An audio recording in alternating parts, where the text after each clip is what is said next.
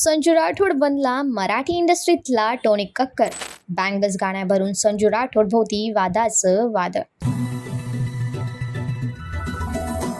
Marathi music इंडस्ट्रीत सध्या एक नाव जास्त चर्चेत आहे, संजू राठोड. त्याचं नवीन बँगल्स गाणं सोशल मीडियावर प्रचंड ट्रेंड होत असून रील्स पासून युट्यूबर पर्यंत सर्वत्र याचा धुमाकूळ पाहायला मिळतो. काही पोस्टनुसार या गाण्याने लाखो व्ह्यूज आणि मोठ्या प्रमाणावर एंगेजमेंट मिळवत ट्रेंडिंग मध्ये आपली जागा मजबूत केली आहे. संजू राठोड हा मराठी पॉप म्युझिकला वेगळ्या लेवलवर नेणारा कलाकार मानला जातो. गुलाबी साडी, शेकी ह्यासारख्या गाण्यांनंतर बँगल्सनेही प्रेक्षकांना वेड लावला आहे. त्याच्या गाण्यांमध्ये मराठी फोक आणि मॉडर्न बीट्सचं फ्युजन असल्यामुळे युवा वर्गात त्याची जबरदस्त क्रेज आहे. मात्र या गाण्याभोवती वादही तितक्याच वेगाने वाढताना दिसत आहे. गाण्यात अभिनेत्री ईशा मालवियाचा ग्लॅमरस लुक आणि कॉस्ट्युम्स पाहून काही नेटकरी नाराज झाले. हे मराठी गाणं आहे की वेस्टर्न शो आणि मराठी अभिनेत्री मिळाली नाही का, असे सवाल सोशल मीडियावर मोठ्या प्रमाणात विचारले जात आहेत. दुसरीकडे अनेक चाहत्यांनी या गाण्याचं जोरदार समर्थन सुद्धा केलं. संगीताला भाषा नसते आणि मराठी इंडस्ट्री आता ग्लोबल होत आहे असं म्हणत त्यांनी संजूच्या प्रयोगशील स्टाईलचं कौतुक केलं आहे.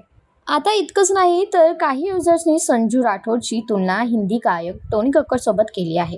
काहींनी संजू जास्त कॅची आणि फ्रेश आहे असं म्हणत त्याला सपोर्ट दिला आहे.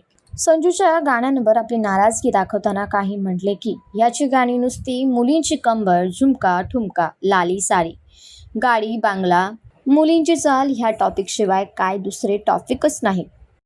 तर काहींनी क्रिंज अशी व्याख्या दिली आहे या गाण्याला. तर काही म्हटले की सगळी गाणी एकासारखीच असतात, लिरिक्स तर बोलायलाच नको. तर काहींनी आपला सपोर्ट दाखवताना म्हटलं की मराठी माणूस जर पुढे जात असेल तर मराठी माणूसच त्याचं पाय खेचतो. अशा प्रकारे संजू राठोडच्या या गाण्यावर आता लोकांची प्रतिक्रिया येत आहे.